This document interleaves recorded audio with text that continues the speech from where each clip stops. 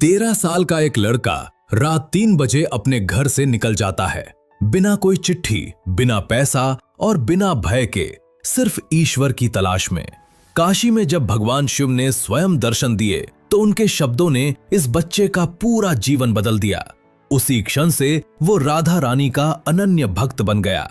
लेकिन सबसे बड़ा रहस्य ये है कि कोई इंसान बिना किडनी के कैसे जीवित रह सकता है। साल 2006 में डॉक्टरों ने साफ कह दिया था कि उनकी दोनों किडनियां फेल हो चुकी हैं और वे अधिकतम 2 साल तक ही जीवित रह पाएंगे। तो अब तक वे कैसे जीवित हैं? क्या हमसे कुछ छिपाया जा रहा है या फिर कुछ और ही बात है? ये कहानी है उस संत की जिसे हिंदू भी मानते हैं और मुसलमान भी, जिसे आम लोग भी पूछते हैं और विराट कोहली जैसे स्टार भी, क्योंकि ये कहानी है अनिरुद्ध पांडे से प्रेमानंद महाराज बनने तक की। इस महान संत की यात्रा शुरू होती है साल 1969 में, जब उनका जन्म उत्तर प्रदेश के कानपुर जिले के अखरी गांव में एक ब्राह्मण परिवार में हुआ। उनका जन्म का नाम था अनिरुद्ध कुमार पांडे। उनके पिता श्री शंभुनाथ पांडे और माता रमा देवी गहरे धार्मिक विचारों वाले थे। परिवार में साधु संतों का आगमन और सत्संग नियमित रूप से होता था। आध्यात्मिक झुकाव सिर्फ माता पिता तक सीमित नहीं था। उनके दादा भी सन्यासी रह चुके थे और बाद में पिता ने भी सन्यास ग्रहण किया। यही कारण था कि बचपन से ही अनिरुद्ध के मन में ईश्वर भक्ति के बीज अंकुरित हो गए थे। बचपन से ही वे अपनी उम्र के बच्चों से अलग थे। जहां बाकी बच्चे खेल कूद में रुचि लेते, वहीं अनिरुद्ध अपना अधिकतर समय भक्ति गीतों, शास्त्र पठन और ध्यान में बिताते। 5वीं कक्षा तक पहुंचते पहुंचते वे गीता प्रेस गोरखपुर की पुस्तक श्री सुख सागर और अन्य पुराणों का अध्ययन करने लगे थे। घर में जब भी कीर्तन होता, वे पूरे मन से हनुमान चालीसा, सुंदरकांड या श्री कृष्ण गोविंद हरे मुरारी जैसे भजन गाते। सत्संग के दौरान वे अक्सर मन ही मन सोचते, क्या माता पिता का प्रेम सदा रहता है या नश्वर है? एक दिन तो सभी इस संसार से चले जाएंगे, तो फिर मेरा इस दुनिया में कौन है? मैं किसके पास रहूंगा? मुझे किसका सहारा है? धीरे धीरे उनके भीतर एक ही उत्तर स्पष्ट होता गया कि मेरे तो केवल भगवान हैं, उनके सिवा कोई नहीं। 13 वर्ष की आयु में उन्होंने अपने जीवन का सबसे बड़ा निर्णय लिया। जब वे 9वीं कक्षा में उत्तीर्ण हुए, तब उनके मन में ये स्पष्ट हो चुका था कि इस संसार में उनका कोई नहीं सिवाय ईश्वर के। यही सोचकर उन्होंने घर छोड़ने का निश्चय कर लिया। अनिरुद्ध अपनी मां से सबसे अधिक स्नेह करते थे, इसलिए सबसे पहले उन्होंने अपनी मां को ही ये बात बताई। उन्होंने कहा, अम्मा, हमारा मन करता है कि हम घर से भागकर भगवान की प्राप्ति करें। मां ने मुस्कुराते हुए जवाब दिया, भागकर थोड़े ही भगवान मिलते हैं बेटा। अगर भगवान को पाना है तो बैठकर भजन करो।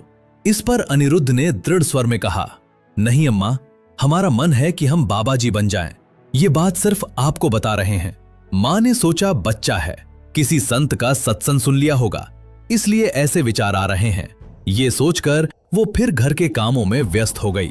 लेकिन अगले ही दिन प्रातःकाल लगभग 3 बजे, जब पूरा घर गहरी नींद में था, अनिरुद्ध ने चुपचाप अपने माता पिता को प्रणाम किया और घर से निकल पड़े।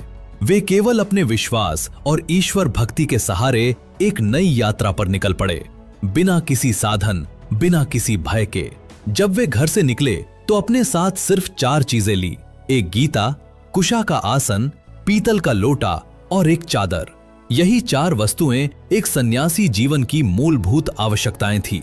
उन्होंने ना कोई पैसा लिया, ना अतिरिक्त कपड़े, ना ही खाने पीने का कोई सामान। रात के अंधेरे में वे घर से निकले और लगातार 15 किलोमीटर पैदल चलते रहे। सुबह होने तक वे एक जंगल में स्थित विशाल शिव मंदिर पहुंच गए। मंदिर पहुंचकर वे भूखे प्यासे 14 घंटे तक बैठे रहे।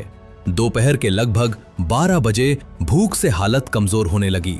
उन्होंने मन में सोचा, घर पर तो माताजी खिला देती थी, लेकिन यहां कौन खिलाएगा?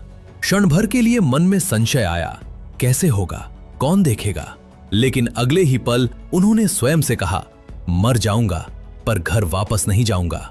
निकला हूं तो भागवत प्राप्त करके ही मानूंगा। इतना सोचकर अनिरुद्ध शिवलिंग के सामने ध्यान में मग्न हो गए।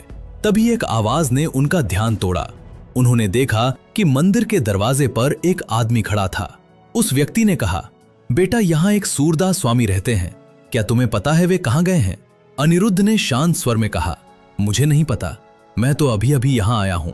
वो व्यक्ति बोला, मैं स्वामी जी के लिए कमंडल में दही लाया था, अब वो है नहीं तो तुम ही पी लो, मैं इसे वापस नहीं ले जा सकता। ऐसा कहते हुए उसने दही का बर्तन अनिरुद्ध को थमा दिया। अनिरुद्ध ने अपने पीतल के लोटे से 3 से 4 लोटे दही पिया। पेट भर गया, पर दिल और आत्मा दोनों भर गए। वो व्यक्ति तो चला गया, लेकिन अनिरुद्ध वही बैठा सोचते रहे, मैंने तो किसी से कुछ नहीं मांगा, तो फिर ये दही ठीक उसी समय कैसे आ गया जब भूख से शरीर टूट रहा था। और तब उस 13 साल के बच्चे को समझ आया, ये कोई संयोग नहीं था, ये भगवान शिव का संकेत था। वे अकेला नहीं है, हर कदम पर कोई है जो उनका ध्यान रख रहा है। उस क्षण वो 13 साल का बालक शिवलिंग से लिपटकर फूट फूट कर रो पड़ा। ये आंसू डर के नहीं, बल्कि कृतज्ञता और ईश्वर के साक्षात्कार के आंसू थे। दूसरी ओर जब महाराज जी के घर वालों को पता चला कि वे घर से भाग गए हैं, तो सब घबरा गए। 3 दिन की तलाश के बाद किसी व्यक्ति ने बताया, एक गोरा सा लड़का वहां मंदिर में बैठा है। इतना सुनते ही पिताजी, बड़े भाई और परिवार के लोग तुरंत वहां पहुंच गए। जैसे ही महाराज जी ने पिता को आते देखा, उनके मन में भय और सम्मान दोनों उमड़ पड़े। वो बचपन से ही पिता की डांट और सख्ती से डरते थे। महाराज जी शांत होकर बैठे रहे। पिताजी ने 2 बार उन्हें खड़ा होने को कहा, पर उन्होंने कोई जवाब नहीं दिया, बस मौन साधे बैठे रहे। तीसरी बार जब पिता ने कठोर स्वर में कहा, मैंने 2 बार कहा, तुमने सुना नहीं, खड़े हो जाओ, तब महाराज जी ने सिर उठाकर दृढ़ता से कहा, हमारी ये जिंदगी अब भगवान के नाम है। हम ना तो घर लौटेंगे, ना आपकी ये बात मानेंगे। चाहे हमें काट डालिए, पर हम घर नहीं जाएंगे। ये सुनकर पिता का हृदय द्रवित हो गया, आंखों से आंसू बह निकले। उन्होंने अपने बेटे को सीने से लगा लिया और भावुक होकर 3 बार बोले, राम राम राम। फिर उन्होंने पुत्र को एक अद्भुत आशीर्वाद दिया, जाओ बेटा, अगर तुम बंजर भूमि पर भी बैठोगे तो वहां फूलों की वर्षा होगी। दुनिया की कोई शक्ति तुम्हारा बाल भी बांका नहीं कर सकेगी। पर याद रखना, अगर कभी किसी की बहन या बेटी की ओर गलत नजर डाली तो फिर तुम्हारा अंत निश्चित होगा। महाराज जी ने हाथ जोड़कर कहा, पिताजी, ये दिन कभी नहीं आएगा। मैं जीवन भर ब्रह्मचर्य का पालन करूंगा और कभी आपका विश्वास नहीं तोड़ूंगा। उस दिन के बाद महाराज जी अपने माता पिता से फिर कभी नहीं मिले, लेकिन उनके पिता का वो आशीर्वाद आज तक महाराज जी को संभाले हुए हैं। जीवन में कितनी भी मुश्किलें आईं, लेकिन हर बार भगवान की कृपा से सब ठीक हो गया। दोस्तों, अब शुरू होती है असली कहानी, लेकिन आगे बढ़ने से पहले वीडियो को एक लाइक करके कमेंट में राधे राधे अवश्य लिखिए। आपके लिए तो ये बस 5 सेकंड का काम है, लेकिन हमारे लिए आपका आशीर्वाद है।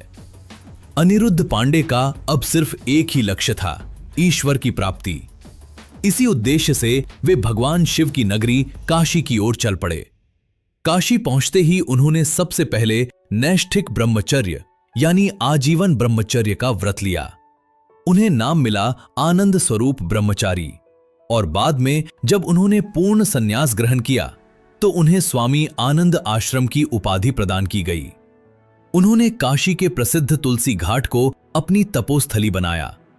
तुलसी घाट पर स्थित एक प्राचीन पीपल के वृक्ष के नीचे वे निवास करते थे और वहीं दिन रात गहरी साधना में लीन रहते।